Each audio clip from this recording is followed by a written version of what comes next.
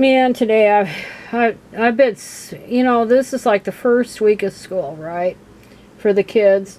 So I showed up Monday, and during that time, during which time I nearly fell down about 3 times on the job, literally fell down, almost, and find out that I've got my sinus infection because the barometric pressure is starting to go down. It's cooled off a lot, so that just triggers everything. So I feel like absolute crap. I had to call in or text yesterday that I wasn't coming in, and I had to text today that I wasn't coming in. I'm probably going to have to text tonight that I'm not coming in tomorrow if I don't feel better today.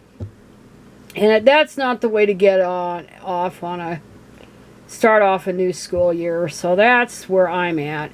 Anyway, I thought I'd point to a few little articles, and this one is by Martina Navratilova, and she's learned about women and men in sports, about male cheaters. The only thing I'm going to quibble with, and it's probably editor, she keeps calling Richard Raskin, aka Renee Richards, a she and a her. That's a man, okay? And he was one of the first brazen cheaters in women's sports, and he was basically run out of town on a rail. People were so mad over that in the early 70s, around 1974, 75, when he started competing in women's events. And I supported Renee Richards when he wanted to play on the women's tour in the 1970s because I thought he was a one-off. I would have not have supported him if he had dominated the tour.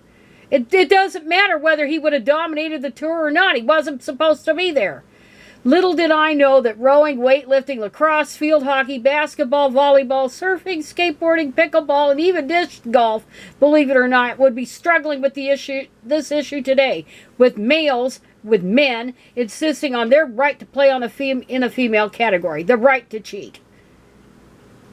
And of course there's massive differences. God damn it, it is, and you don't have to be, it goes beyond height and weight. I mean, each sex is completely different from the other, going way beyond the reproductive organs and stuff. And there's no point belaboring the obvious. That's not what I want to do.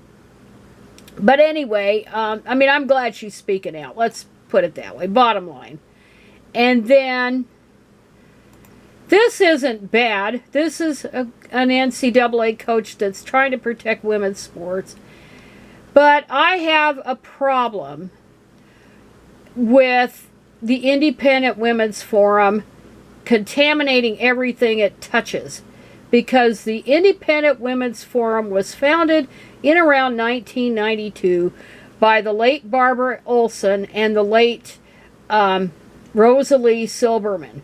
Both of them were activists on the political right. Of course, Barbara Olson was, I don't even like to go there, that she had died in 9/11 in that Pentagon crash, and that's just too, it's too much. I don't ever, it goes beyond,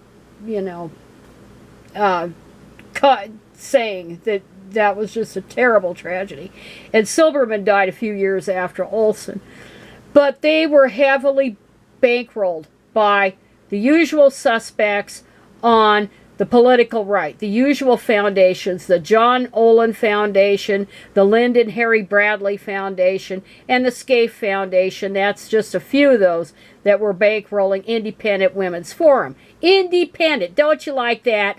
It sounds like they made it all on their own, unlike those filthy welfare queens, right? And that stuff. That triggers me to call themselves independent. It's just a crock of shit. But they would get these lawyers there, and they'd get these high-paid women, these queen bees, basically, that's what they were called, and they'd spew anti-feminist crap. They're all in favor of, the neoconservative foreign policy. They're all pro-patriarchal family. They're pro-business, unfettered capitalism, all this shit. And yet groups like Wolf partner with them. So-called feminist groups like that, well, you're contaminated. You can't do it. Their motive is not for women's rights. They don't care about that. Their motive is to help the GOP. And the way they do it, ditto for Alliance for Defending Freedom, ditto for Concerned Women for America that are jumping on the bandwagon about women's sex-based protections. They don't give a shit about that. This is to lure women, especially women, Democratic women, party women, women on the left that are dissatisfied with what Biden and company are pulling with the trans crap, and they're trying to lure them in for political gain. That's all they're for. And shame on any group that associates with a group like this. So Wolf never gets a dime from me until they get their act together. And that spewing anti-ERA stuff, that's Independent Women's Forum. That's the taint. Now, you've got people like Kelly J. Keane who can't understand. She's from the UK. She can't understand that U.S. politics is not like UK politics or politics in most of the world where it's where they have a parliamentary system and they regularly build coalitions on certain issues. Totally different type of government. Totally different. You can't do this in the United States. Okay, it's too far gone. Way back in the day, when I was young, I mean in my teens, early 20s, yes, the GOP could be. And you could find common ground. In fact, some of the biggest supporters for legal abortion and ERA and women's rights were in the Republican Party. But those people all got drummed out beginning in 1980 with the rise of the evangelical right. And then you got the libertarian right. You got them in there too. And so the moderates and to liberal Republicans, they were kicked out of the party. And so what you got now are these quasi-fascists running the show. And so you cannot ever make nice with these people. Because what happens is, you do it, and what happens? Well, look at Ms. They turn around, and they will turn in this, and they're tainted. Okay, this is 6/21/22. They're tainted because they associate with the trans movement, which is killing women's rights. So there you are. You're getting fucked over on the left, and you're getting fucked over on the right, and you just can't. You can't, and you can't just say, "Well, I'm going to pick my poison." Well, this one's a little less objectionable than this. And the real solution for feminists is to take back the Democratic Party. And women to take that back. Because the GOP, they're beyond help and hope. So, anyway, that just burns my ass up. And then we don't want that. Okay. We need law enforcement involved in this shit.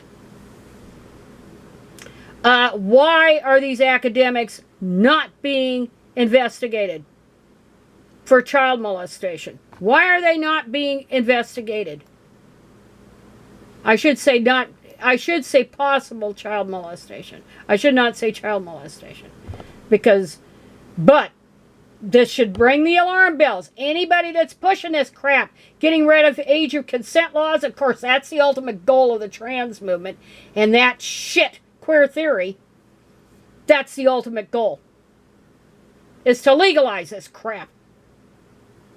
And that's why you can't teach it in colleges and universities. And then you get somebody like Colin Wright that talks blah, blah, blah about academic freedom and all points of view. Well, let me tell you, are you in favor of having creationism taught in colleges and universities, especially public? No, of course not. How about Holocaust denial? Are you in favor of that being taught by somebody who promotes it? Both of those. Of course not, because they're not legitimate. Not all points of view are legitimate. And queer theory is not legitimate either.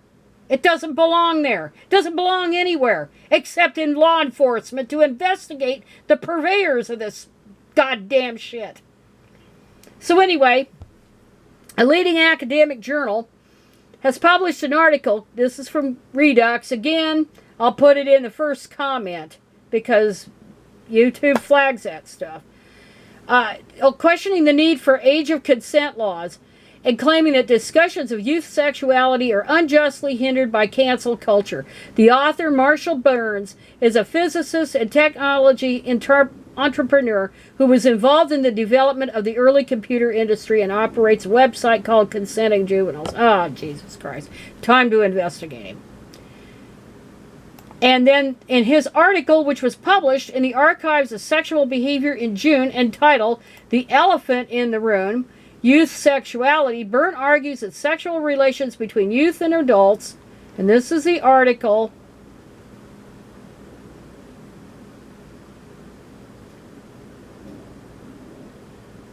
you know what? I'm not going to put it in there. Okay.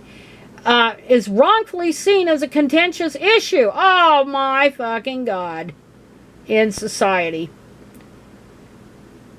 And see, this is where we're headed. And I'm telling you, our society is completely fucked up. It's completely fucked up. And then, of course, there was that, and like I said, he needs to be,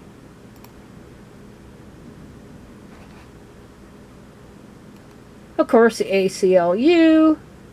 And, of course, Karen Davis talked a bit about this, and I'm only going to mention a few things about it. Of course, they had to admit that perv in the sorority because it's in the charter. So the women, I don't know when, I suppose I could look it up when the charter was written, but the women are shit out of luck because it's in the charter that perverted males can be in sororities, in this particular sorority. And so you have to leave if you don't like it. Basically. You're not welcome. And they couldn't understand that. And this is a problem.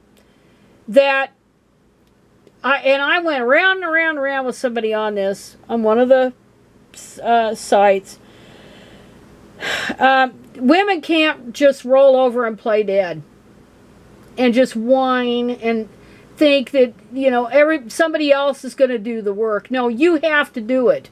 And that's the same for women's sports. You don't sit there and just take the goddamn abuse and hope the public will somehow boycott it. It doesn't work that way. If you walk out and you don't compete, that says a lot more about what this is. And it'll stop it dead in its tracks. Because what these men are doing is a boundary violation. And they're all about that. They're perverted, they're screwed up, they're cheaters, they're sociopaths. They don't have any place in women's spaces and women's sports. But anyway, I've already run off the mouth for 13 minutes. And anyway, I'm hoping I feel better here in the next couple of days. But that is it for right now.